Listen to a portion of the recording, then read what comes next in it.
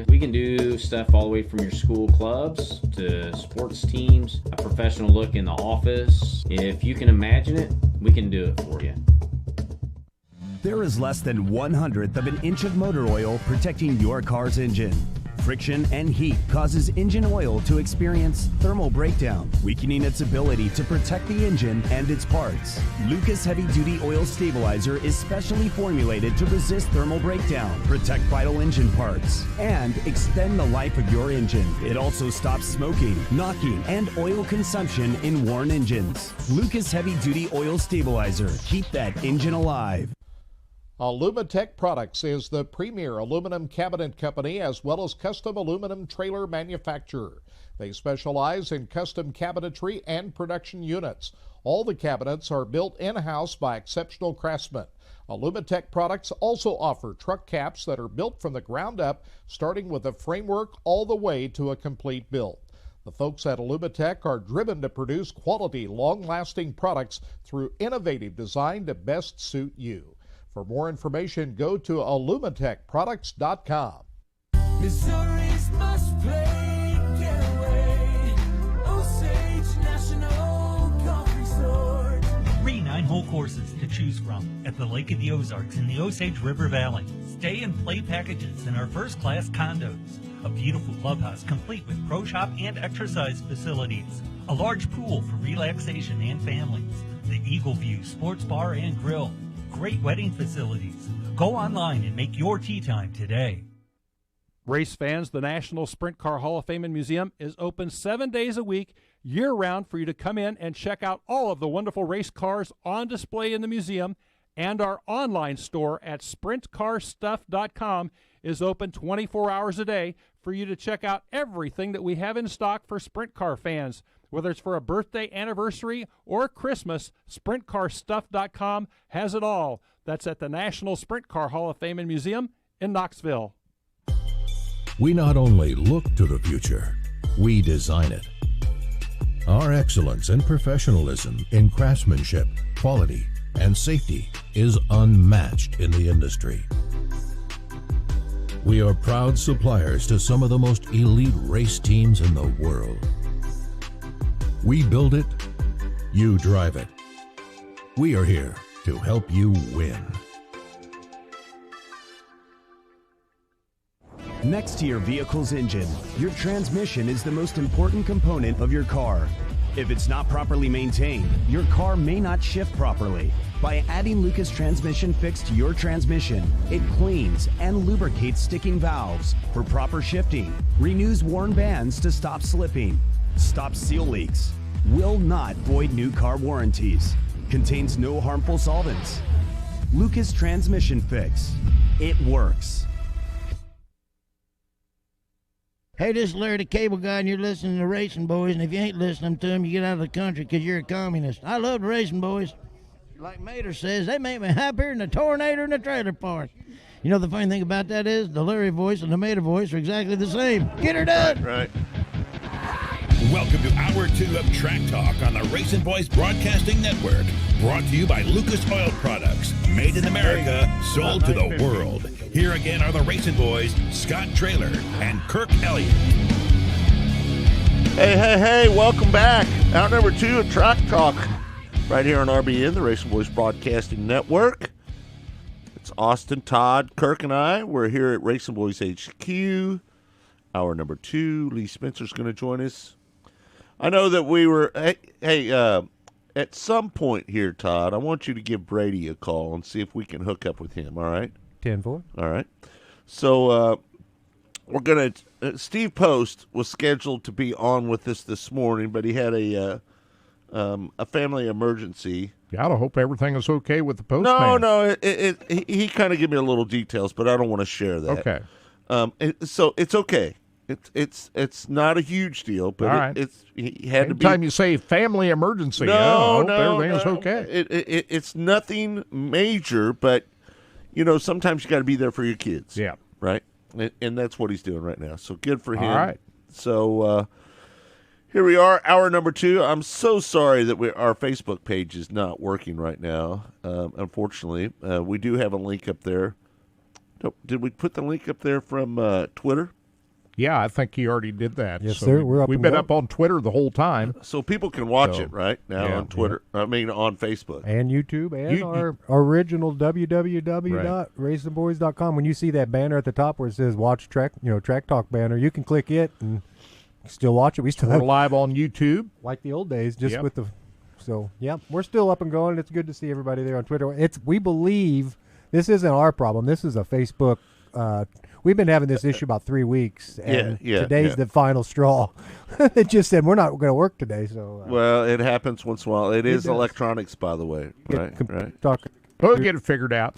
So anyway, we've got several other avenues that people can watch and listen to us here. So, and when you get your podcast going here in January, you'll even have more avenues than what we already have now. So you'll be on a lot of different platforms. You know, for a second, Kirk, I haven't told you this off the air. So, but for a second, I thought about just having somebody go down there and we build us a little corner and have people just check in with us. I could sit right here in the studio. Yeah, you could do that. You could have them zoom in. Their face would be right here on the screen. We Sure. could set up a little spot down there to where Austin could bring them over there to him. Yeah, Sit them down, and we could just zoom them right in. you could do that. Maybe. Absolutely.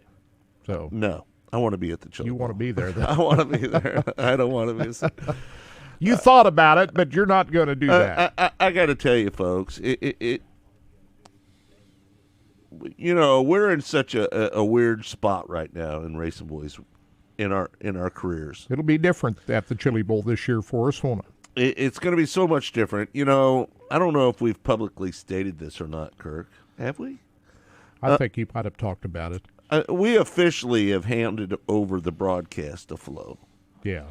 Now, it was on Flow last year. But It was on Flow last year. We produced it last year. But our company produced that broadcast last year. And this year, with Kirk leaving, and Kirk told me many months ago. 2 years ago. Oh, maybe it was 2 years ago. I do. Actually, it was. You've been wanting to retire for a couple years. I said I'll do one more for you after the 2022. And then I've talked you into one more, haven't I? Now. Well, yes, but you're sticking around. And listen, this is why I love Kirk like a brother. Kirk said to me, "I'm going to stick around. I'm going to help you get that podcast going, and I'm going to move at the end of summer next year." And just, I can't tell you how much this guy means to me. This guy means more to me than any male on the planet. Kirk, you mean more to me than anybody that I know outside of my family.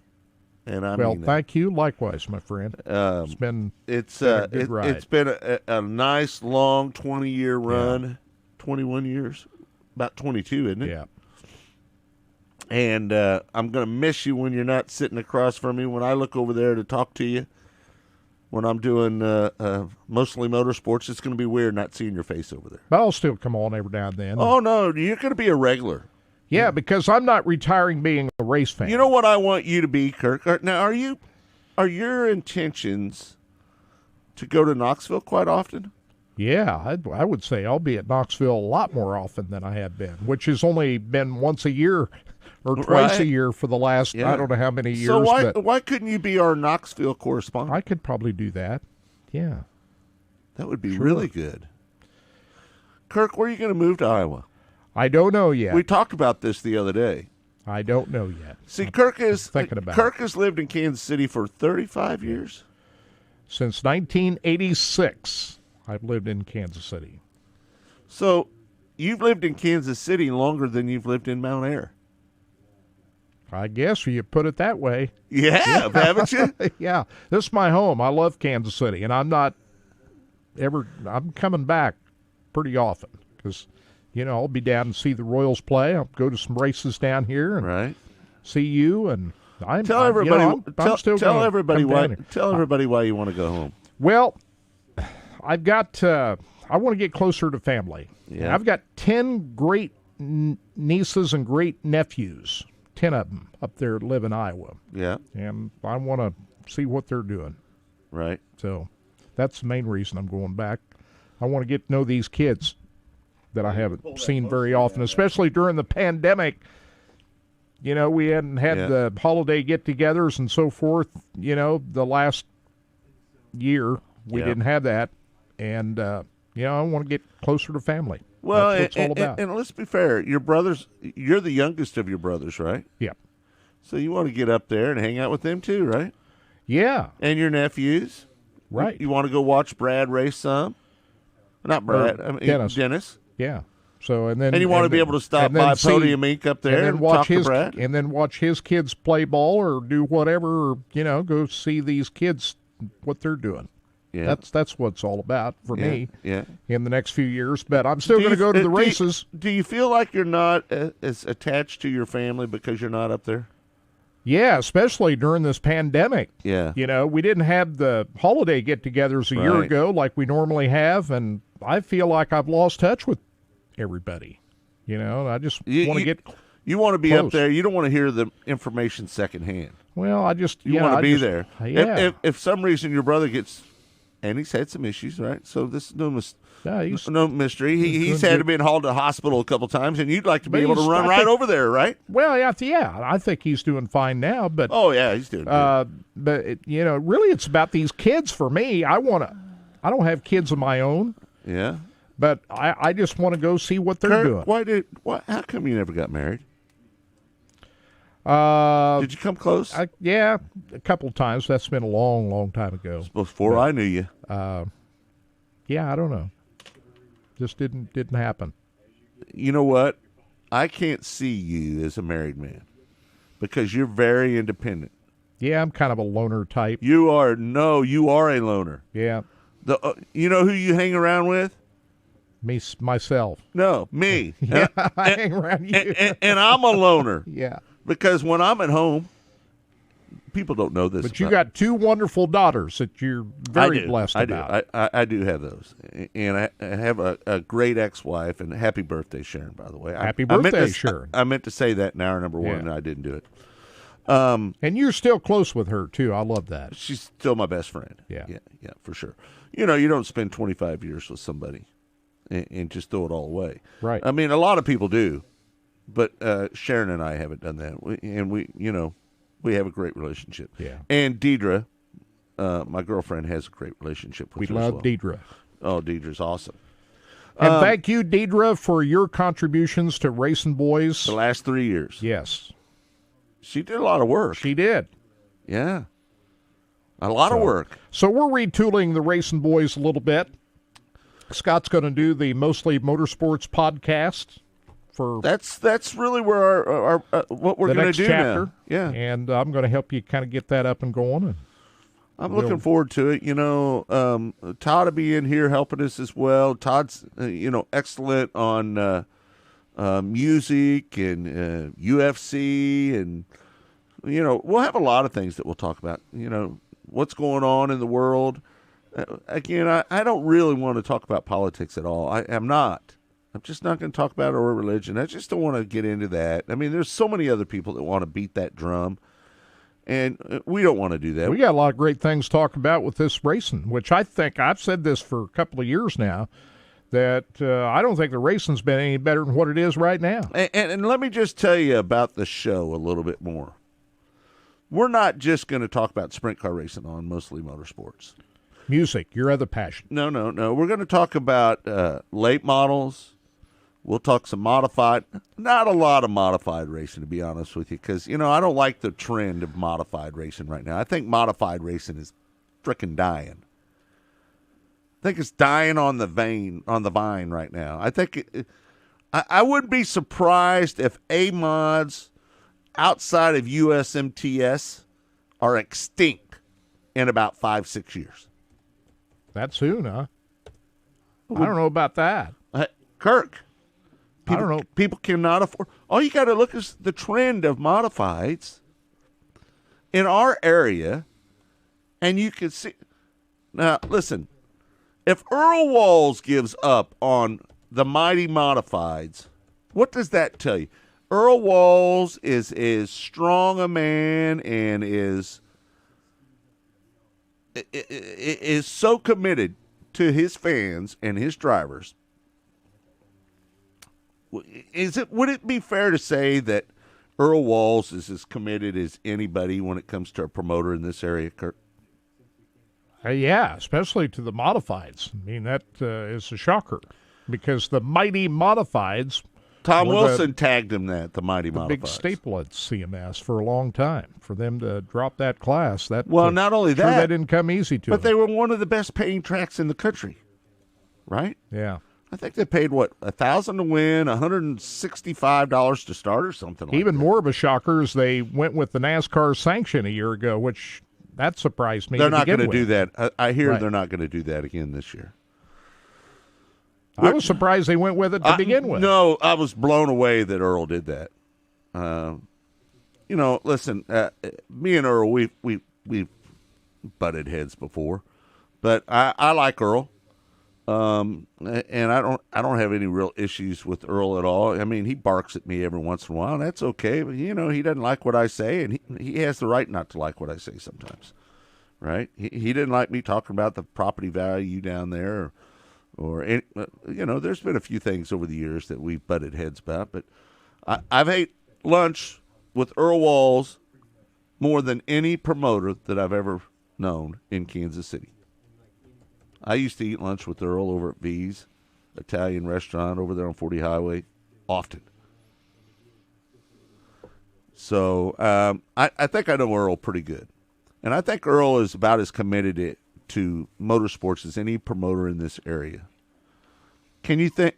Now, listen, with the exception of John Bowler, he's pretty good. I like John a lot up there at US 36, Osborne, Missouri. I think John Bowler does a great job with that facility. Let's face it, US 36 was in a kind of a dire straits place when Mike Franks was still running it, right? They weren't getting the cars. It didn't have a good reputation. It was rough down in Turn 1. A lot of guys tore up their stuff. Brian Brown, Danny Lasowski, several other drivers didn't want to go up there and race there. And they had low car counts up that racetrack, right? They had low car counts at US 36 in Osborne for a long time. And after John took it over and worked his tail off to get that Turn 1 fixed where that water ran across the track, everybody would run in there, they'd hit that, they'd bunny hop up, and they'd flip and get in the fence, knock the fence down. John Bowler fixed that. And you're starting to see a resurgence in the amount of cars that are wanting to go. Now, I don't want to talk about my producer, Austin O'Neill, because he had maybe – put on your headset there, Austin. Was that turn on your mic, Dad, and remember turn it on. So was that your biggest wreck that you ever had? Was it up there at US 36 in Osborne? Was that your biggest one? For sure. Yeah. I can't think. And that wasn't anything of your doing. Tell everybody what happened up there at US 36. Your arm restraint got hung up, didn't it? Yeah, so when I made the transition from micros to sprint cars, I just brought my same arm restraint set over. Turn your mic just up just a tad. And the way the restraint was, like the length of it was a little too long. Yeah. And so when my arms relaxed on the straightaway, it just got hooked on there? Yeah, hooked on the shifter. Yeah. And so third race in a sprint car, I had no idea what I was doing. And I went down into one and I went to turn and I couldn't move my arm. And with 36 being so fast, I had no time to react. And you got a concussion out of that. Pretty good one, didn't you? Yeah, it wiped out a car. I had a concussion. It sidelined me for about a month, wasn't it? Month and a half. It wasn't until mid-June when I came back, and that was at the end of April. So it was definitely one of the worst ones now, I've had. Does that, when you go to Osborne now, when you go up there to race with the ASCS Warrior region, do you think about that when you go up there? Or is that out of your mind now? Or do you even like going to US 36 now? Because, as I mentioned, a lot of people don't like going up there, but the track is better than it's ever been right now. Yeah, I got to give the Bowlers a lot of props for making that place better. Yeah.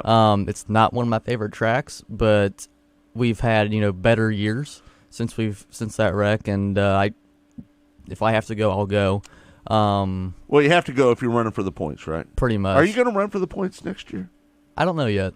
You don't know what you're going to do yet. The points racing. You'd like to run Knoxville, wouldn't you? That's my goal. Yeah. Yeah. Um, Be nice if you could do that weekly.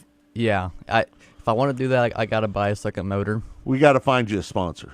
Yeah. That's what we need to do. We need to get Austin O'Neill a sponsor to help him out so he can financially afford to go up and run Knoxville every week. And that way we can talk about you running up there, because I think you got the talent to do it. You just need the resources to be able to do it. Right. Right?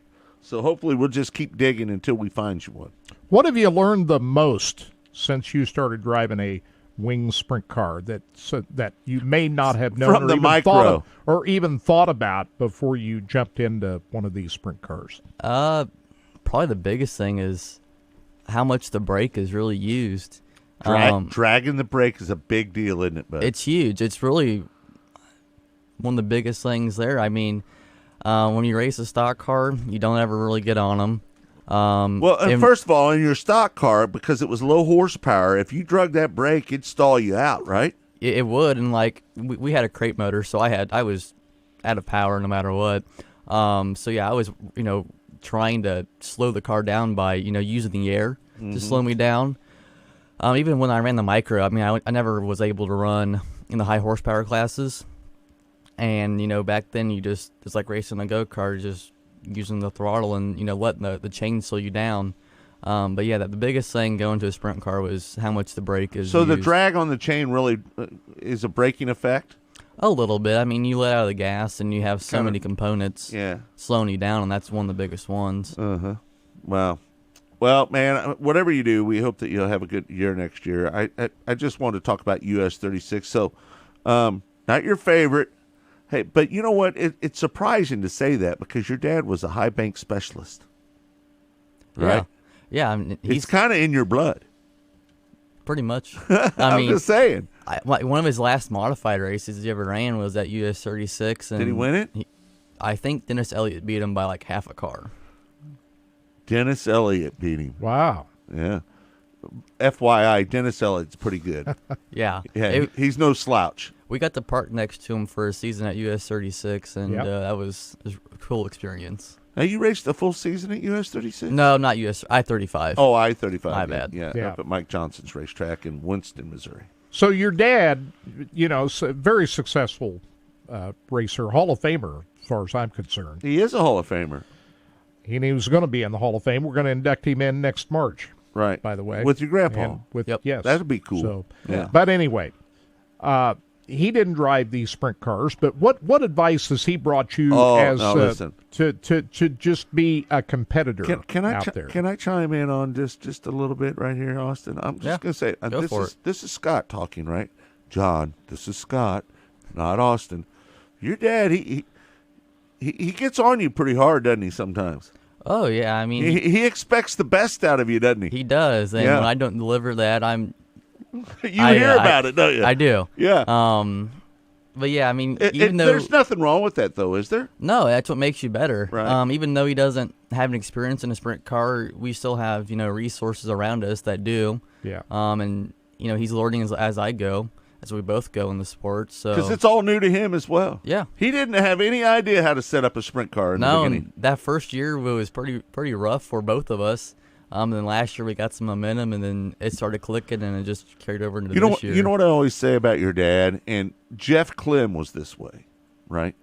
Jeff Klim and your grandfather and your dad were about the three smartest dudes at the racetrack at I-70 Speedway. And I've always said this about John, your grandpa, and Jeff Klim.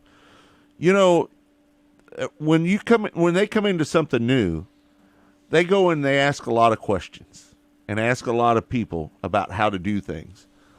And typically what ends up happening in the end is that like your grandfather, your dad, or Jeff Klim, they end up teaching the teachers. Yeah.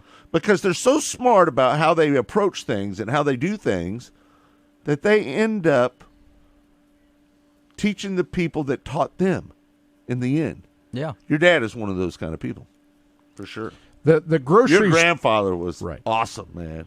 It was pretty cool. So when I started racing street stocks at Lakeside, Senior got more involved with it. Yeah. And I mean, he would just show up at the shop one night and start talking about what he found on the internet, what we can do to make the car faster, and he took a lot of pride in, trying to make our team better. He was good at those secrets. He was. He was really good at those secrets. And he shared several of them with me over the years. I just wish that he would have been healthier so he could have went out there and traveled with you guys with the sprint car, because he would have been a huge asset to you guys. For sure. But at that point, he was already kind of, having his health issues at that point. Regardless of what kind of race car, they knew how to race. Mm-hmm. And there's a big difference of being fast and knowing how to race. And Right. they knew how to race. And that could translate over to this. Mm-hmm. And, preparing yourselves in the shop. Making sure that you got all your ducks in a row when you get to the racetrack. Mm-hmm. Because, Right. Isn't that right, Austin? A lot of these races are won even before you get there. Yeah, Dad's. Oh, they're always one in the shop. They are. That's what Dad. Yeah. He installed that in me at a young age, and I take my maintenance and my work, throughout the week pretty serious. So Yeah. we don't have anything take us out of a. How are you going to fit that in when you're doing this podcast? Oh, you're only over here a couple hours, right? Yeah. Yeah. I don't live too far away, so that drive's pretty easy. How far is it from your house to here? Did you do the mileage yet? I leave at the house at 7, and I get to a quick trip down there off of 35 about 7:20. Oh. I'm here at 7:30. So. Oh, so you come in 35? Yeah. Oh, you should Yeah. come across 152. Really, if from 291 and 152, if you come down 152 over here to Antioch, Mm-hmm. or if you stay on the highway and go past 291 and come down to Antioch, 2 minutes difference. That's all the difference there is. Yeah. Yeah.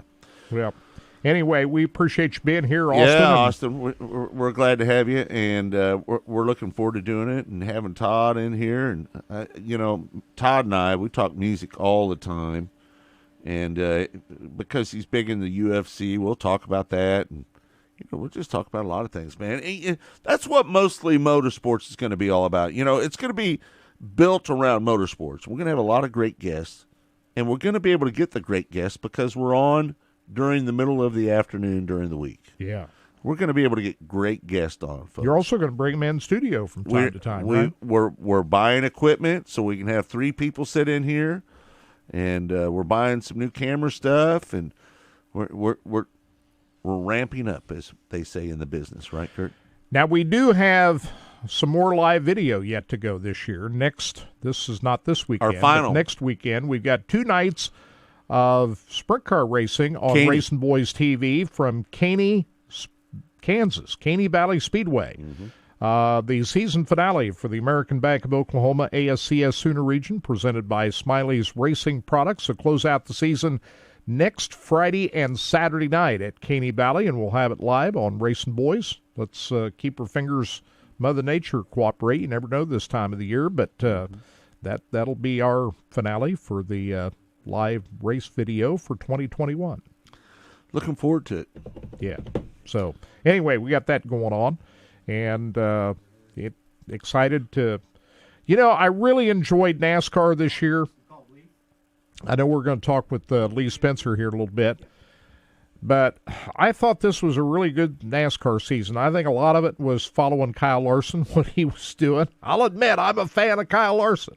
Yeah. And so I thought... How can you not be? I thought NASCAR had a spectacular weekend last weekend in Phoenix, and, all right, Kurt. I'm on board. I'm going to let the cat out of the bag. Our interview that we did with Lee Spencer, we recorded it yesterday, but I want to ask you a question about this.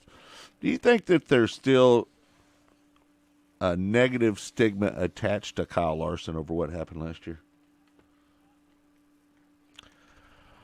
No, I don't think so. Maybe some not. outsiders that don't follow racing, some in the media, people that don't like our sport, that maybe. don't like that are just not race fans, and they look at Kyle Larson from the outside. Yes, but from the race fan point of view, no, not the least, and not in the racing community, not in the racing but community. outside of the racing community. Do you think there's still a little bit of some negative stigma attached to him?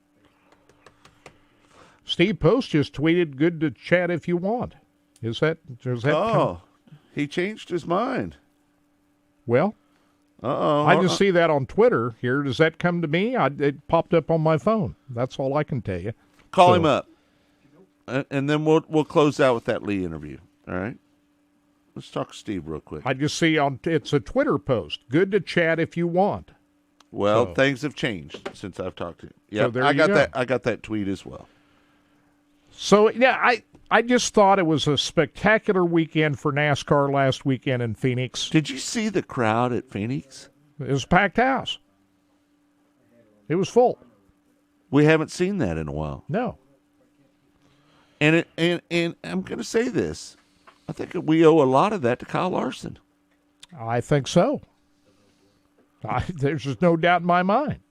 We owe it to I Kyle think Larson. the people that go to the dirt tracks are so excited about Kyle Larson beating the crap out of those other Cup guys. Yeah. That they want to go and root him on. Did you hear the crowd when he got out of the car? Right. If you're a dirt track fan, you say, that's our guy going out there doing that. Yeah. How about that? Yeah. You know, he's the guy that won the Chili Bowl, the Knoxville Nationals, the Kings Royal, the BC 39. That's our guy.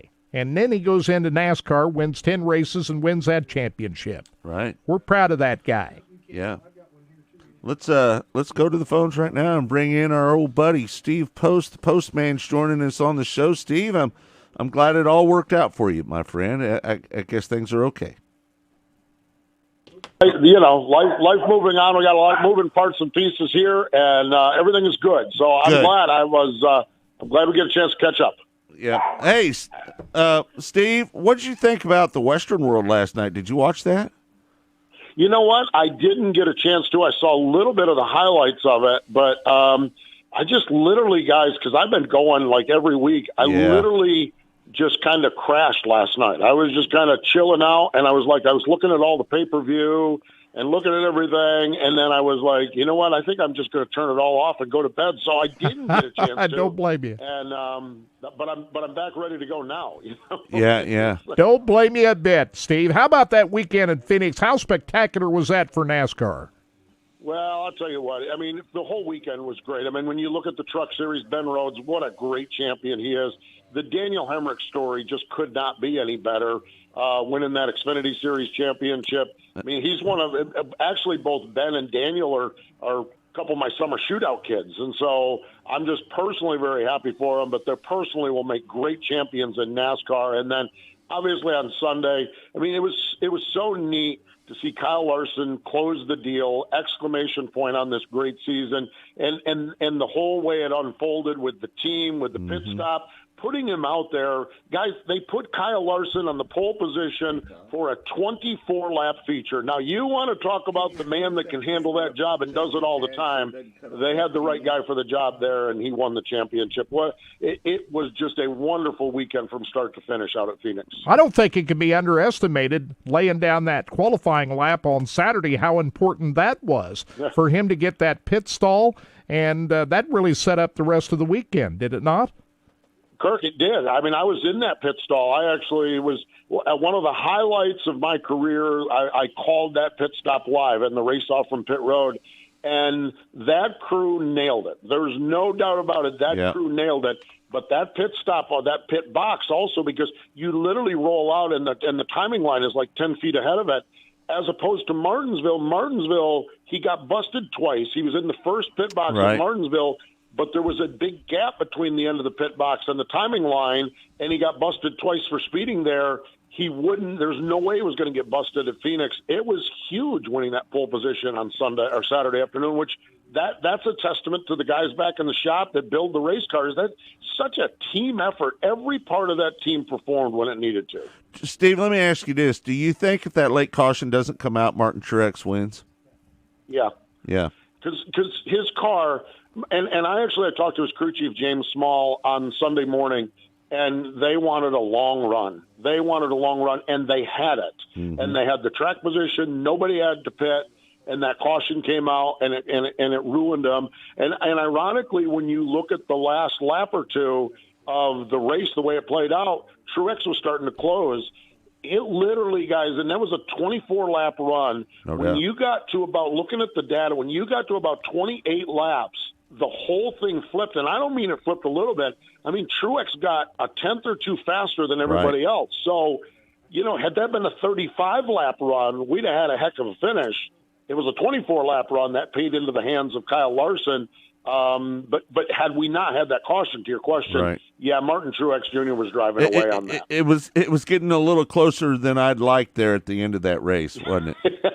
No doubt, it was getting a little closer, and everyone, and that's the thing. In talking with the crew chiefs, the teams, they have the data right. all day long. Everyone was watching Truex ride for 25 laps after a pit stop and then just take off and leave everybody. So you knew it was happening, and I'm sure the team adjusted with air pressure, but just the way, and that sort of thing that Truex team did for a 24-lap run. But he got awful close at the end, and Kyle actually told us in MRN and Victor Lane he didn't want too many more laps to that race because Truex objects in the mirror were getting very large there with Martin Truex Jr. Yeah, no doubt.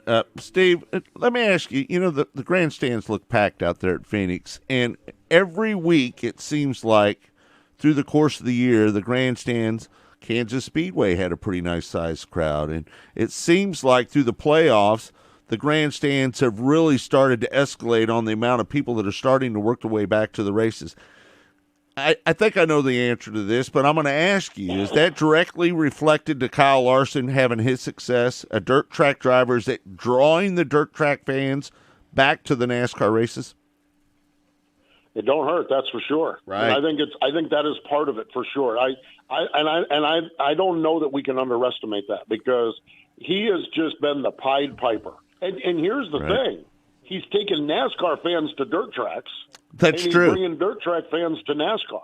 Yep. And so I think that's part of it. I mean, granted, you have Chase Elliott, NASCAR's most popular driver in the hunt, and you have storylines, especially that developed late with Denny, and I think there's a lot of good things going on with NASCAR. But I think maybe the best thing they have going on right now is Kyle Larson. Because, guys, I love Janet Larson. His mom has posted pictures of Kyle with every driver from the 90s. A little picture of him with Tony Stewart, and a little picture of him with Jeff Gordon as a little guy.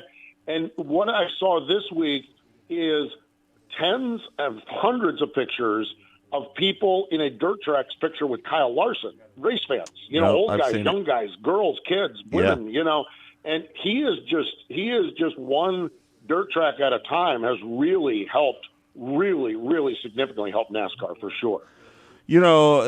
Tony Stewart, I'll be honest with you, I was a little shocked in his tweet where he said that Kyle Larson's the best driver he's ever witnessed, and his relationship with A.J. Foyt. I'm still a little old school, Steve. I look at A.J. Foyt and what he's done with Indianapolis 500, Mario Andretti, Formula One champion, winner of the Indianapolis 500. Do we need to see Kyle Larson in an open wheel car before we put him on the highest pedestal of them all? Yeah, I think so. I think that, and in complete honesty, I'll be surprised if we don't. I will be too. I've never seen Kyle Larson being a 25-year NASCAR driver. Mm-hmm. I just don't see that. No. I never saw it before he had his problems last year, and I don't see it now. And so when you look at it, I think there's a really good chance 5 years, 8 years, 10 years down the road, and he'll still be a very young man. Right. I think we do see him go in that direction. And I'm with you. I think it's great what Tony tweeted, and I think it's great what we're seeing now. Best ever. We need more than a good season to be best ever. I agree. I would like to see that open wheel discipline to see how that goes. Now, granted, sprint cars and midgets are open wheel cars, and there's a lot of success there. I'm kind of with you, Scott. I'm a little old fashioned. The IndyCar thing, maybe not, but I'm old fashioned in that let's get a little bit larger body of work. Now, if he keeps doing what he's doing, and then if he does get in an open wheel car and has some success, we're in that category. But I'm not there yet either. Yeah, no, I think we all agree on that. And I do believe that's what he wants to do. He wants to go see if he can do that. Yeah, I think so. I think so. I think he's got a great spot where he's at with Hendrick Motorsports, and I think this has worked out flawlessly for him after a terrible situation that he put himself in last year. He's been able to bounce back off track and on track, and what this is going to do another couple of years is going to give him the position in the sport to be able to do that with top flight equipment if he chooses to do it. You look at the IndyCar world. One of the guys that met Kyle Larson at the stage before driver introductions is Chip Ganassi, who Kyle used to drive for. Right. Chip wanted to be there to wish him well on his championship run. So there's relationships already in place in the IndyCar world. Should he choose to do that a few years down the road? And Chip's cars, unlike his Cup cars, his Indy cars are very competitive. He goes over there and drives one of those cars. He'll put himself in position to win. Wouldn't you think? Yeah. And we don't know what it's going to look like in 3 or 4 years. Right. Maybe there's another team owner. I just think that he continues to have the success and has good seasons. The championship in NASCAR is so weird because it's that one race deal. Mm-hmm. Okay, that's just a strange thing. Now, and he's good in one race deals and he's good over the course of the season. But if he continues to have success, I think in a few years down the road, 3 to 5 years, he can then set himself up to do whatever he wants over there in the IndyCar world. And maybe it is a reunion with Chip Ganassi, assuming Ganassi's cars are still at the top. He'll be able to get into the best equipment. I'm fairly confident of that. The only thing that I don't worry about drivers getting in bad accidents, but just, stay safe, Kyle. Just as long as he doesn't get injured. There's a risk when you go open wheel Yeah. racing. We get that, especially on the ovals. We understand that, right? There is. There's and that's. I'm just that's one talking of the appeals the appeals of the immediacy sport. of driving a sprint car and these midgets. Just as long as he doesn't get hurt and stays correct. healthy, I think the sky is the limit, no doubt. With that being said, do you think that Rick Hendrick, looking back on it now, as he looks at it with a more clear picture to what open wheel racing does for Kyle Larson, and I think it makes him a better racer, it keeps him wheel sharp. He drives these sprint cars, and they're so fast and they're so twitchy that his senses are at an all-time high, right? There will be an interview on NASCAR Live Tuesday night with Rick Hendrick. I recorded it yesterday, and he says that specifically. Him running those extra races makes him a better race car driver, so much so that Hendrick Cars has been on his sprint car the second half of this year. Right. And so, yes, the answer to that is yes. I think Rick Hendrick. What the Hendrick history with short tracks. The first moment we got a glimpse of Rick Hendrick and his thoughts on short track racing was after Craig Delansky booted Casey Kane out of the ballpark at Williams Grove. Yeah. And Rick said, no, absolutely not. Right. It's a different Hendrick Motorsports now. Jeff Gordon is the future over there, and he's Rick's right hand guy. And so Jeff Gordon said, maybe we ought to let these guys go do it. They started last year actually with Chase Elliott ran the Snowball Derby, but he ran the midgets last year, ran the Chili Bowl, and then with Larson. And I think Rick Hendrick is a subscriber to Flow Racing and Dirt Vision to watch Kyle Larson race. Right. Yeah. So he told me in the interview, he says, I'm watching channels I never knew were out there to watch my driver race. So it's really turned Rick Hendrick around. And I think the thing of it, Rick Hendrick, and he did acknowledge, back to your original question, he acknowledged it makes Kyle Larson a better racer. You think that, hindsight being what it is, do you think that he should have let Jeff Gordon run some sprint cars back in the day? Yeah. Or do you think Jeff would have? Because, Jeff's so focused on the task at hand. I mean, the guy is just laser focused, right? Yeah. Jeff hated doing bush races and cup races on the same weekend. Yeah.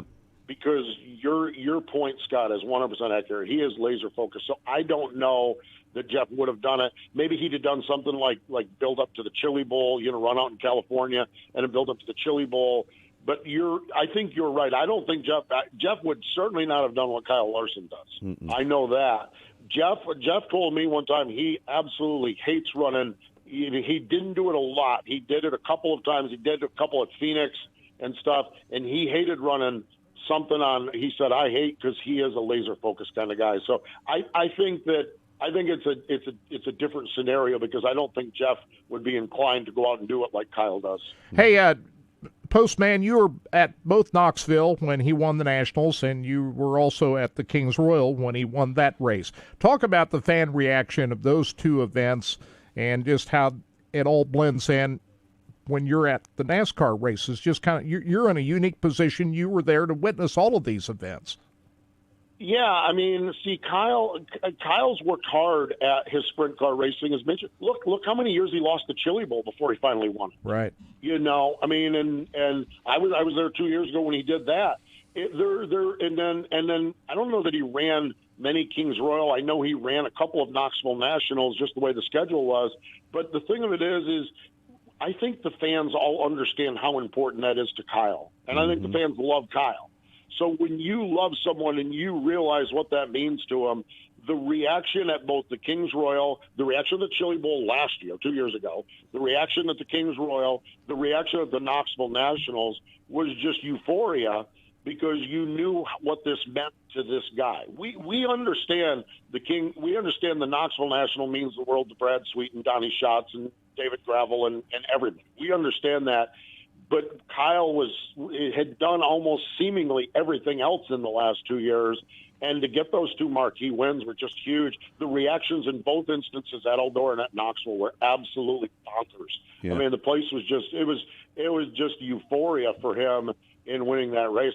The aftermath of Knoxville, there was this sense in the grandstand. It was like we just witnessed history. And when you think about it now, with what he did in NASCAR, if you were at Knoxville, if you were at Eldora, you just witnessed history because the guy that won the Knoxville Nationals is the NASCAR Cup Series champ. So I think we all saw that. They were both special moments for sure. I got to talk to you about Kansas Speedway, our home track here, our NASCAR track here in Kansas City. What'd you think about our race that we had this year? I thought it was good, and I thought we had a nice crowd. Loved it. I really do. I'm very partial to Kansas Speedway. The track widens out, puts on good racing. I think we had, and this was interesting because there's some naysayers out there that were like, look at the crowd at Kansas. And when and remember, the weather was just terrible. It was brutal. It was just frigid cold. I thought we had a really good crowd, and when you consider that there was about 25% more tickets sold that didn't get used because of the weather scared them off. Right. I thought it was fine. It was good, and the racing out at Kansas is always good. That racetrack. And I think it's because, as you guys know better than I do, the weather extremes out there, from the heat of the summer to the cold of the winter, that place just aged a lot quicker than most tracks do since it was paved not too long ago. Really, in the scheme of NASCAR tracks, it was paved not too long ago, and that place is aged. And boy, I'm telling you, when they get up along the wall and then someone dive bombs down in, it's some great racing out there at your track. It's fantastic. I agree with everything you said. And when they moved this to September, I said to Pat Warren, I said, this is rejuvenation for this racetrack. Moving this date to September for sure. next year is huge for Kansas Speedway. I said, congratulations, Pat. He smiled. He said, yeah, we've been waiting. We've been waiting for that. So moving it to September next year, I think is a huge thing for Kansas. Yeah, because we're going to have great weather. So you take that 25% of the people or 25% that didn't show up, that had tickets, didn't show up, plus you add it to when the forecast is a whole lot better. And the racing is good. There's the thing, though. There's the thing. I had this conversation talking dirt track racing with Lance Deweese, and he said Port Royal did one thing first. They made the racetrack racy. All of the grandstands, all of the drivers, all of the raves, all of this came because the racetrack was racy first. Yep. Right. Kansas Speedway, on the asphalt side, on the NASCAR side, you've got a great racetrack with great racing. If you have that, the rest will take care of itself. And that move to September is a big step on pushing the boundaries, on pushing sellouts, on pushing great crowds, great events, and great races. It's a great move. I was going to say, Port Royal Speedway, I think some of the great sprint car races we've seen all year were at Port Royal Speedway this year. What a racetrack that is. Yeah, and we've talked about it. The last 8 years of Port Royal has been a resurgence, and I'm like, man, what they're doing there, they're building grandstands, the lights and everything, and Lance was like, they did the racetrack first. The racing was good first. You can build grandstands, you can do it, but if your racetrack is not good, then you've got a problem. And that's Yep. the great news out there in Kansas is the racetrack is good. It puts on good racing. The rest will take care of itself. I'm a little partial. I think that we have maybe the best intermediate track on the circuit. I mean, I know there's a lot of good racing at a lot of these 1.5-mile tracks, but, man, you can rip around the top. You can run the bottom. You can run right in the middle. You can Homestead's pretty good. Homestead's good. Yeah. But I got to feel that Kansas is right up there at the top with the 1.5-mile tracks. I agree with you. I think Homestead and Kansas are at the top of it for sure. And the tip, and they're both great racetracks. Both great racetracks, great mile-and-a-half intermediate tracks. One's a D shape, one's obviously a traditional oval. But see, where the advantage goes to Kansas is all the great barbecue guys. Homestead has no good barbecue. Kansas has all the good barbecue. You got it. Advantage Kansas. All right. Hey, listen, Steve, when you come back to Kansas City, we're going to have to get you over here in the studio and hang out with us one day. You know, we've got the new show coming up, the Mostly Motorsports Show. We're going to debut that at the Chili Bowl January 10th. What are you doing with Wing Nation down at the Chili Bowl?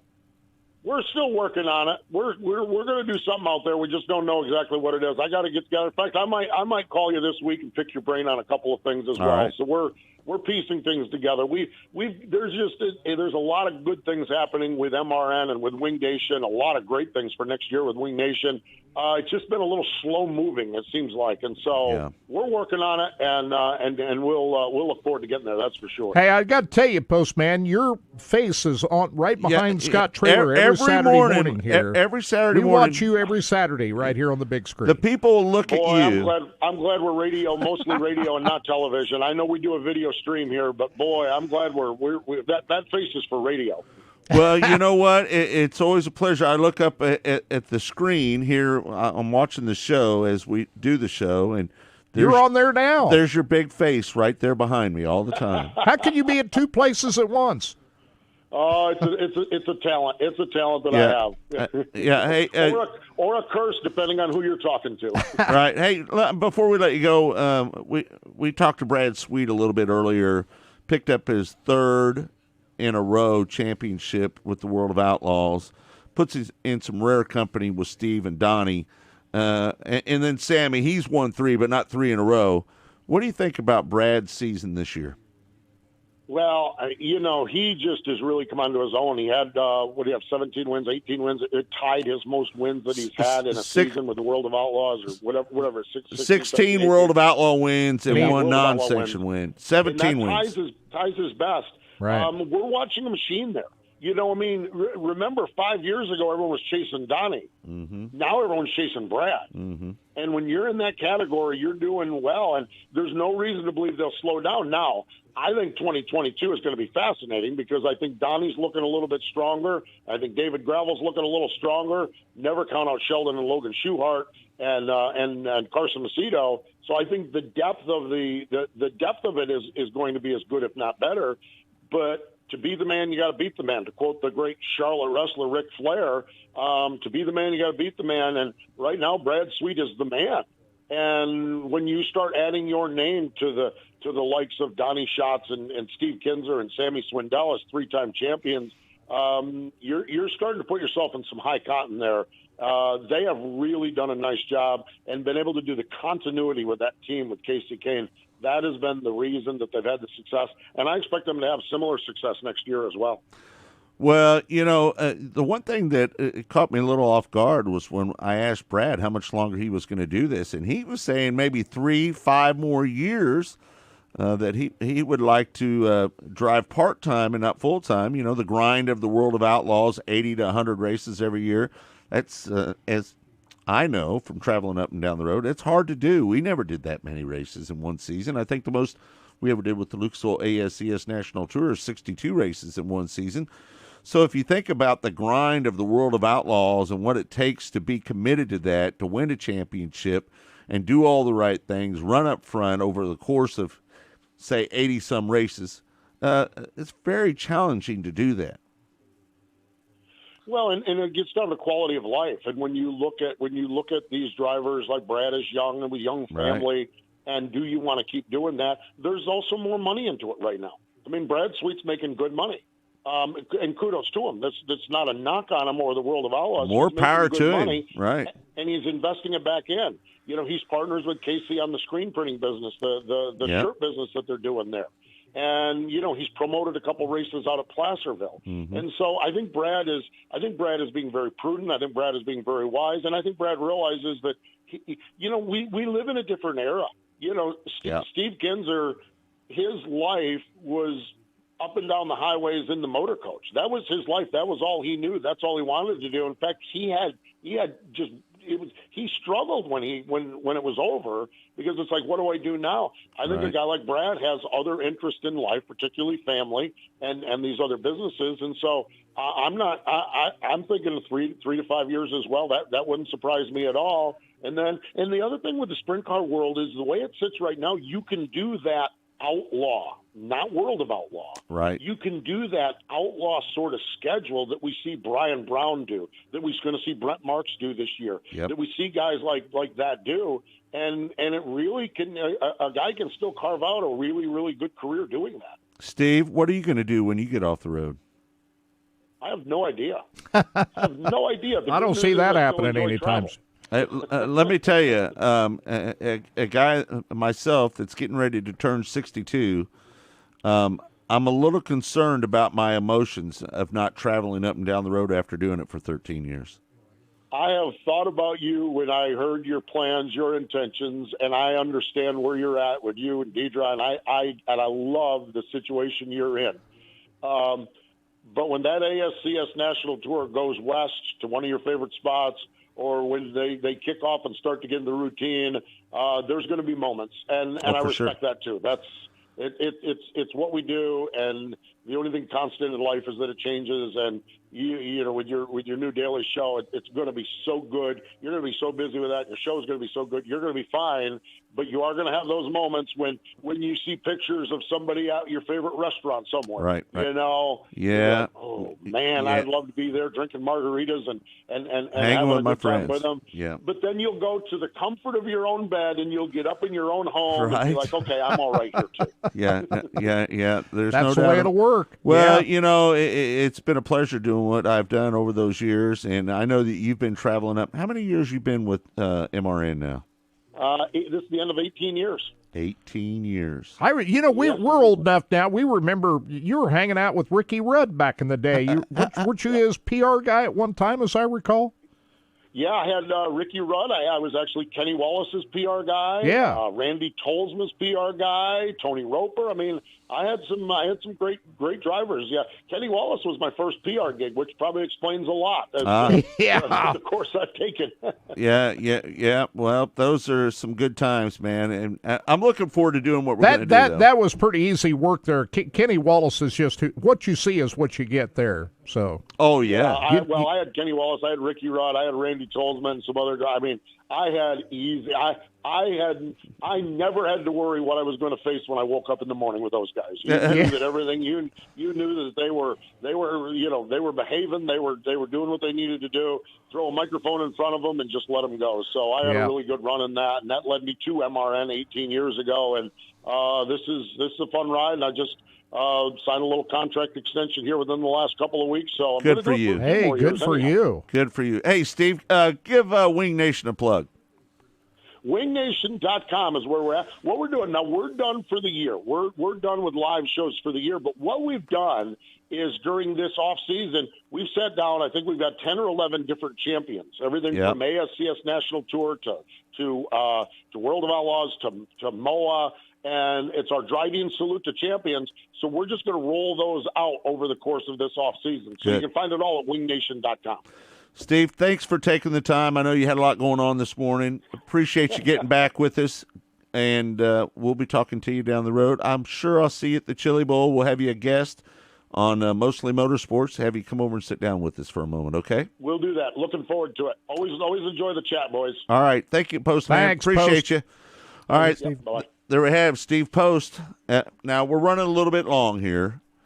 And we have a interview that we did yesterday with Lee Spencer. She's in Hawaii on vacation. We bothered her yesterday. Well, we didn't want to get her up at 5:30 or whatever that would be. No, we didn't want to do that. We didn't want to do that. So are you ready, Todd? All right. So this is an interview that Kirk and I did yesterday with the great Lee Spencer, RacinBoys own. And here's that interview now. Well, joining us now on the show is Lee Spencer, a RacinBoys columnist that travels with the NASCAR Cup Series. And, Lee, I don't think it was a big surprise that Kyle Larson dominated that race at Phoenix last week. No, not in the least. And aloha to the Racing Boys. I think that we all knew that Kyle was the dominant driver of that 4, and that's not to take anything away from the other guys. But and who knows what might have happened if there wasn't that late race caution. But to have a guy go into that race with 9 wins, come out with 10, the most since Jimmy Johnson over a decade ago, I think that just, speaks to the body of work between he and Cliff Daniels and how much they've been able to accomplish in their first year together. So you think if that late caution doesn't come out, Kyle Larson doesn't win? I do, because I really think that Toyota's being out in clean air had an advantage, and that pit stop that Larson got there at the end, that was money, and it just really paid off for him. And once he got to that position, because he had struggled throughout the day when he wasn't out front. He didn't have the kind of car that could just haul ass and get around people. He really had to be up front and in clean air. And the Toyotas, Martin Truex was really stout early on, and then they tuned his car for when the sun was setting. And I think he had a phenomenal car, and Denny Hamlin was coming. And if that race goes green, it probably turns into a battle between the two Toyotas. But yep. When Garrett Cope's brake rotor blew, that was, it just changed the whole dynamic of the race. And, Larson was back in business. And it was funny because I went and talked to Kurt Busch. He called me into his hauler. He saw me walking by and waved me in. And I said, so who's your pick? And he said, well, he goes, I really hope it's Larson, because if he doesn't win, it's just going to be a, black eye. There's going to be chaos, right? Yep. So because he just was the stout guy all year long, and then you get all the Monday morning quarterbacks. But I think I said on Sirius a month ago that if Larson didn't win, it was time to reevaluate the point system, mm-hmm. because to have a guy be that dominant and that consistent and not win the championship, to me, would have been egregious. Yeah. Let me ask you, Lee. We see the attendance spiking up at these races, right? Phoenix, packed house, right? Great race, tons of fans. But let me ask you this, and this is kind of an off-the-wall question. Do you think that the people outside of motorsports look down on Kyle Larson compared to the people that are involved in motorsports that look at him as maybe the greatest driver that ever lived? Do you think there's any negative stigma attached to our champion this year? I really don't. I can tell you why. I think that he just, he worked really hard to bring himself back from, the drama that he got himself involved with last year. And I think he really atoned for what his transgressions were, and really made a concerted effort to turn things around and, to learn about why, we can't say certain words like that in public. Right. And I think even before that, he had done, work with Urban Racing League and, other people to kind of, put, just try to spread the gospel in NASCAR. And given the level of his talent, I just think that having someone like him in that position, it's going to keep spreading, kind of spreading the word and spreading the popularity. I really got a kick out of the other day when, Knoxville Nationals, posted something about the most popular driver. And, as soon as that happened, I said, well, this could come down to Knoxville Nationals or Knoxville Raceway against the Dawsonville Pool Room, and it really got them engaged on Twitter and in social media. And Mike Bagley from the Morning Drive on Sirius NASCAR put up a poll, and 67% after everything was said and done said that they would vote for Larson over Chase Elliott. So if we're making gains like that, getting the dirt crowd behind Kyle Larson and behind NASCAR for that matter, then I think it's a win-win for everybody. The only reason I bring that question up is, and I'm with you, I think there's more positive to come out of this than negative, right? But the only reason I say this is that we work at a radio station, right? And not one word was mentioned about who won the Cup championship. And we know that there's some guys on our radio station that were very vocal and very negative towards Kyle Larson when all that went down last year, right? We know that.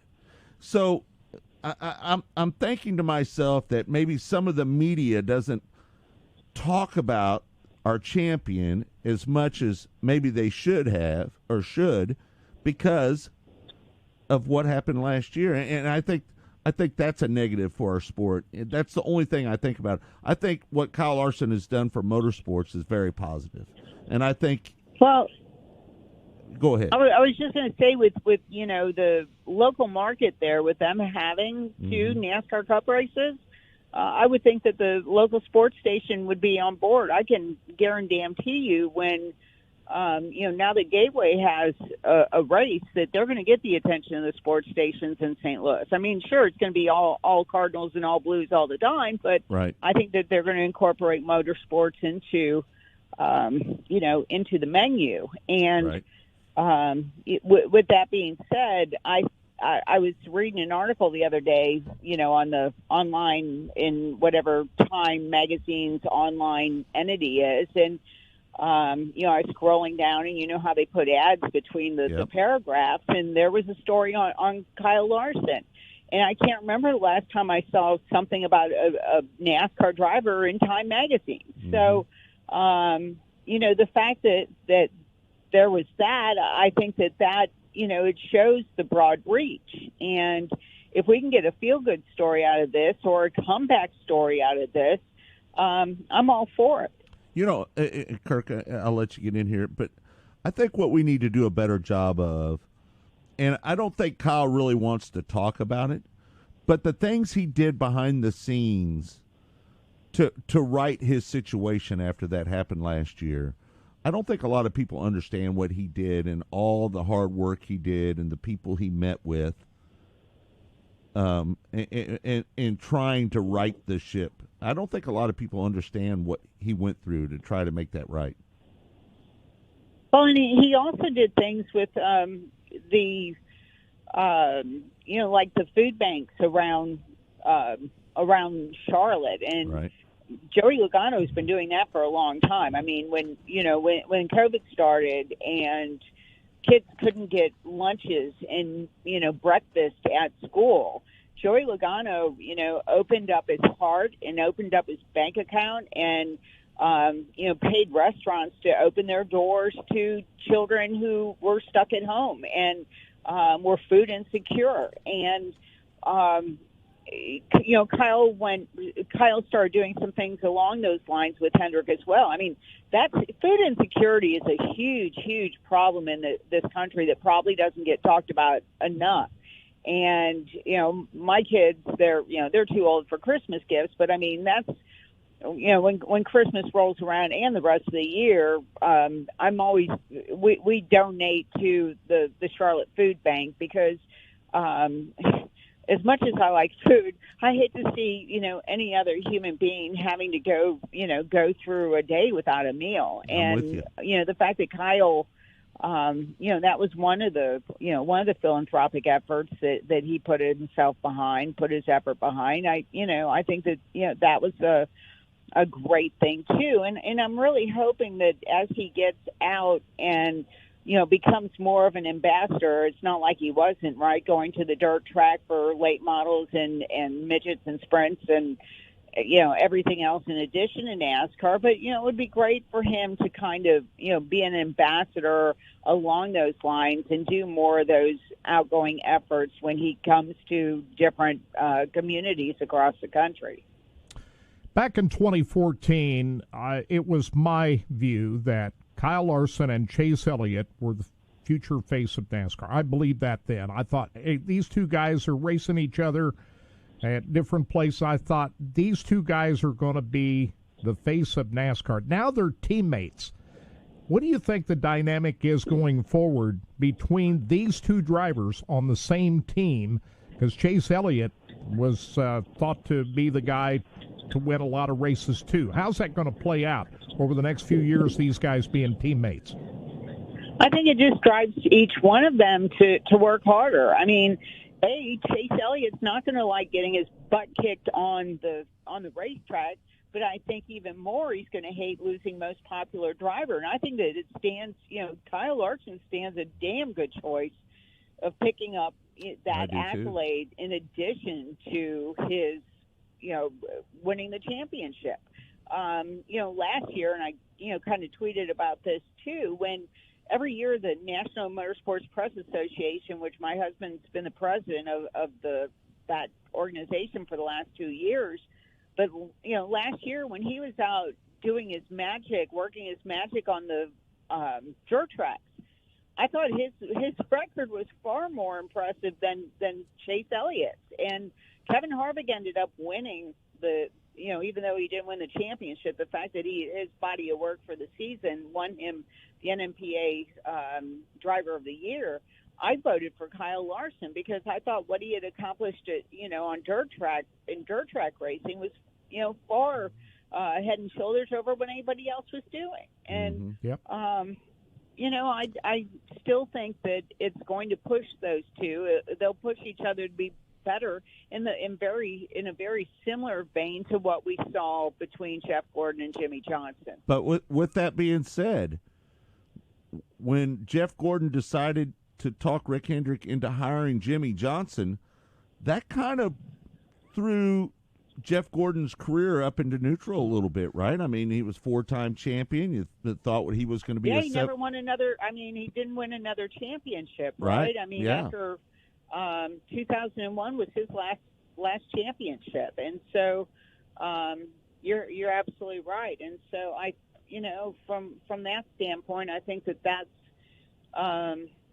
I won't say Chase has seen his last championship because he is very popular among, race fans. But I still believe that we haven't, Kyle Larson's just getting started. And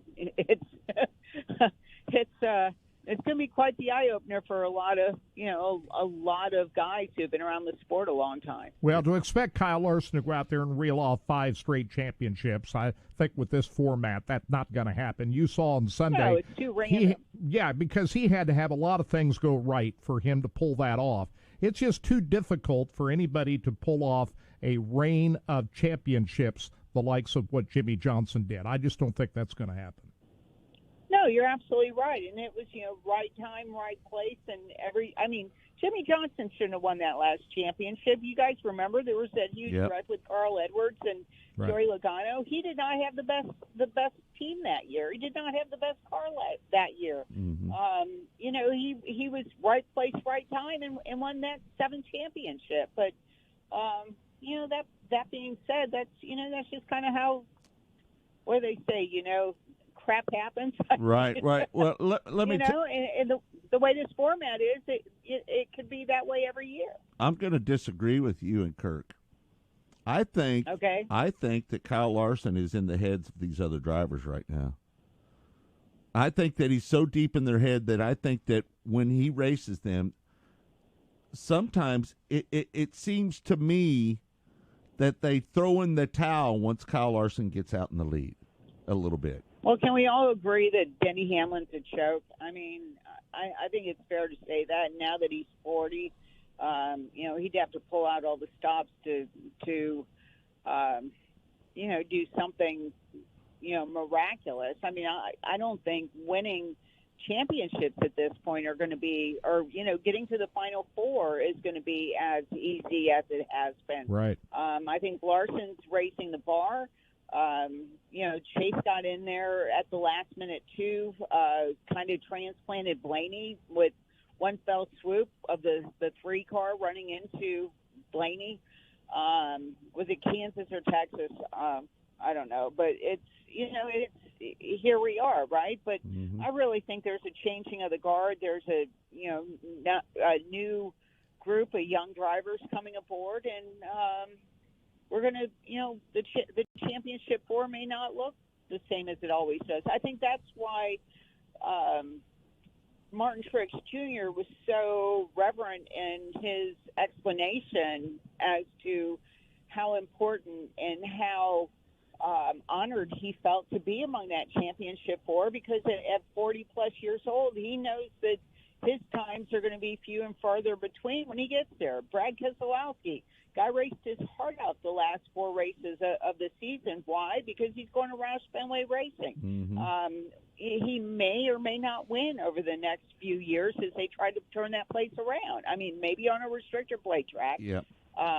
Would be his best shot. But, I think he understood it, too. You saw the way he drove. He drove out of his mind in Martinsville, just didn't have the car. And so, it's I really think there's a changing of the guard going on, and it's just a matter of Larson being at the top and everybody, he's going to be like the Pied Piper here. He's going to be like, Brian Clausen used to be in midgets, where he was at the top and everybody followed his example. Right. Yeah. Let me ask you how far Ford is behind the Toyotas and the Chevy. How far are they behind? And with the new car, are they going to play catch up at that point, or are they going to still be behind? Do you have any idea? No, I don't think Ford, I wouldn't call Ford being behind. I think that they were smart from the standpoint that they were not going to pour good money after bad. I think Ford Haas Racing was kind of in that same thing, that this was the end. We were watching the very end of,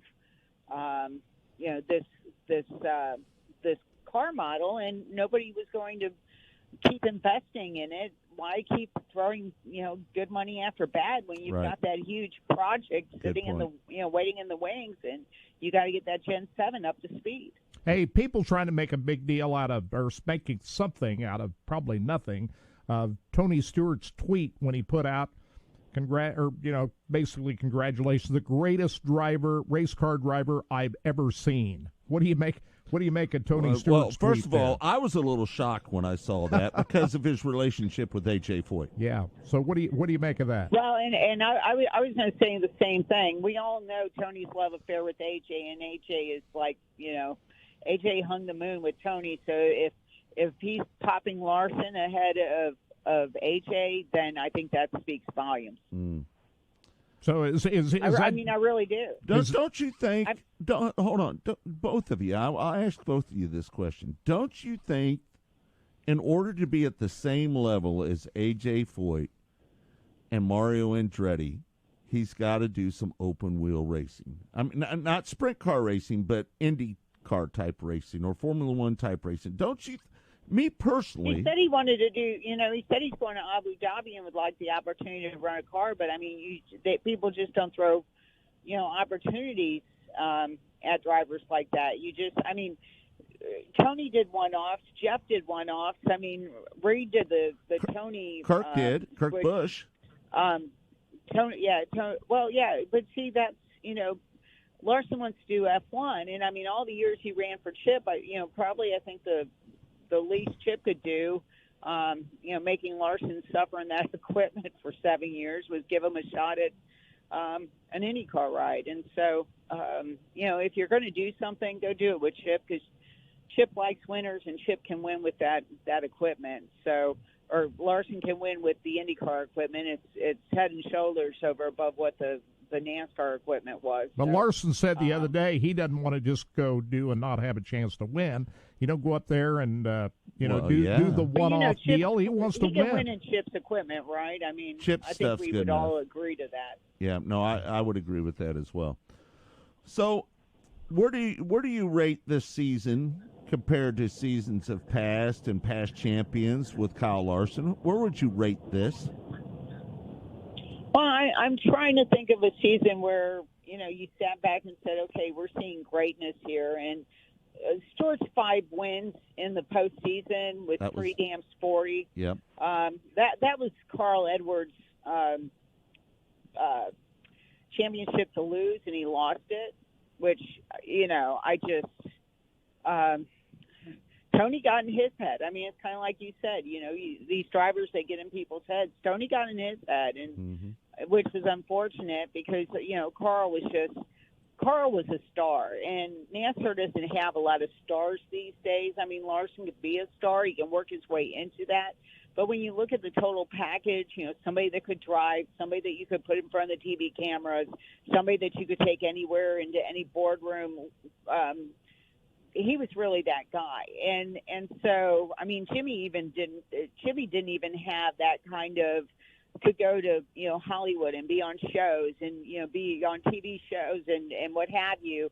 Carl was kind of that guy, and Jeff Gordon was that guy. And, you just look at those types of things, and I think Larson has really grown into his own. And, but, just to pick out one season where people have really had the kind of, just pulled it all together the way he did. I mean, it's you got to go back to, back in the Gordon days to really think about that, because, I think about Jimmy Johnson and what Jimmy was able to do. And Jimmy had seasons like that, but, to have something, I mean, I thought the battle between Hamlin and Harvick was pretty stout, but neither one of them showed up in the postseason last year. So, this is really probably the best run that we've seen in the last decade. We'll never see anybody win the Kings Royal, the Knoxville Nationals, the BC 39, the Chili Bowl, and the NASCAR Cup Championship. Well, I thought you guys were talking specifically of NASCAR. I mean, if you're just talking about the whole body. Body of work. Larson just has his head and shoulders above everybody. I mean, you look at the year Mario went and won, won Formula One. I mean, that was, something to behold, for him to be able to do that, to go back and forth like that. But, I mean, gosh, what Larson's just able to do. And he gives credit to, there's no doubt about it. He's in the best equipment, right? I mean, the very best equipment in each of those disciplines that he goes in. So there's something to be said for that. But, I think, if you're just looking at NASCAR, there are other seasons. If you're looking at the full body of work, nobody can touch what Larson was able to accomplish this year. And he's not done. We still have the whole West Coast swing, and he might, probably pick up Turkey Night too. So add that to it. Yeah, absolutely. Well, you know what? I think the most important thing that Kyle Larson has done for the sport is get people back involved. Because again, I see fan attendance up at the tracks, and I know that's because the dirt fans want to come and watch Kyle Larson beat these NASCAR guys, and they're big fans of his. I think Kyle Larson has probably done more for NASCAR in this last year than probably any other driver has done for NASCAR in the last 10. Would you agree with that? Well, yeah, but, someone had told me that there were, meetings going on between the marketing people from World of Outlaws and NASCAR, and I think everybody saw during the pandemic how much motorsports that people were watching, and, not through just the traditional outlets either. A lot of the pay-per-view fans were tuned in to, and when there was nothing else, when baseball was on hiatus and basketball and football, when they couldn't get together, people were watching racing, and it really helped build the fan base, and I think it continues to build the fan base, and this is their opportunity, and it's their time, and hopefully they make the most of it. All right, Lee. Well, I'm sorry that we interfered with your vacation. For most people that don't know, Lee is in Hawaii right now. Where are you at in Hawaii, Lee? We're on our way right now to Waikoloa. We're staying down in Kona because there's a lot to do down there, but we'll be all over the island by the time our 15 days are over. Yeah. Well, have a good time out there. Enjoy yourself, and I appreciate you taking the time during your vacation. I'm always here for you, boys. We'll join. All right, that was Lee Spencer, a recording that we did yesterday with her. She's in Hawaii on vacation. That's on my bucket list, to go to Hawaii. She was snorkeling yesterday. I know That's what she was going to do. Have you been to Hawaii? No. Me neither. No. I'd love to go there I almost owned a piece of property in Hawaii once, though. How'd that happen? Well, I was married, and my mother and father-in-law own an acre on the big island of Hawaii. They bought it in 1963, and nobody's ever looked at it. Wow. No telling what it's... They bought it in 1963. Crazy. You imagine what that property's worth now? Oh, it's just nuts. Be crazy. Crazy amount of money. Yeah. So, if I would have stayed married, I might have ended up with an acre over in Hawaii. Just to go there once would be nice. Maybe I just want to go there, man. Maybe Lee can let the Racing Boys all just go borrow our house for. I want to go to Hawaii. She wants. She's moving back to the Midwest. Did you know that? I heard that. That's what she said. She's going to move back to St. Louis. Well, Illinois, actually. Yeah, I think they found a house. Yeah. Yeah. It's good, man. And maybe once in a while we'll get her to drive over to Kansas City and come on the show. Maybe. Absolutely. Maybe we can do that. All right. We want to thank everybody that was on the show today. Brad Sweet, Lee Spencer, Steve Post.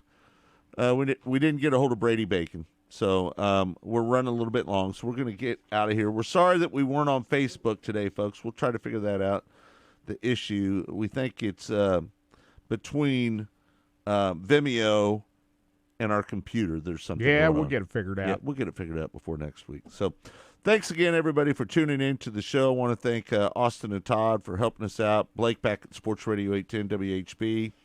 Also, I want to thank my partner, Kirk Elliott, and our great sponsor, Lucas Oil Products. Man, I'm telling you, they got all the additives, everything that you need. It's made in America, sold to the world, and I'm telling you, folks, Lucas Oil is one of the great supporters of motorsports, and you need to support them. So if you need any kind of additives, go to your local auto parts store and ask them where the Lucas Oil products are. Go take a look at them. I'm sure there's something that you can use of theirs. They've got the shine, the waxes, the transmission additives, the oil additives. They've got everything, fuel additives, everything that you need.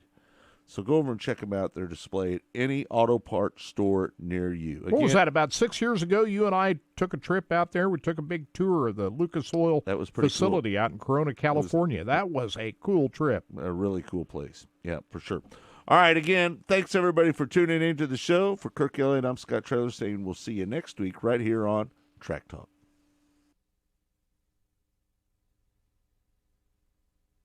We always argue, baby, never to the end. And when it's over, you always win. Now I'm sitting thinking, and I'm worrying. I got the nerves of baby, where you been? I love you, Leah, but you let me go.